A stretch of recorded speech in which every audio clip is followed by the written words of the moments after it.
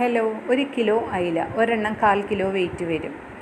പോത്തനയില, കാട്ടയില എന്നൊക്കെയാണ് ഇവിടങ്ങളിൽ പറയാറ്. ചെറിയ പീസസായിട്ട് മുറിച്ച് ഉപ്പും മഞ്ഞളും ചേർത്ത് നല്ലതുപോലെ തേച്ച് പിടിപ്പിച്ചു. ഒരു പാൻ വെച്ചിട്ട് അതിലേക്ക് വെളിച്ചെണ്ണ ഒഴിച്ച് ഓരോന്നായി നിരത്തി തിരിച്ചു മറിച്ചിട്ട് ഫ്രൈ ചെയ്തെടുത്തു. ഒരുപാടങ്ങോട്ട് മൊരിയണ്ട. ഇനി വേണ്ടത് വെജിറ്റബിൾസാണ്. 4 സവാള, 1 പിടി വീതം വെളുത്തുള്ളി, ഇഞ്ചി, 8 പച്ചമുളക്, 3 തണ്ട് കറിവേപ്പില.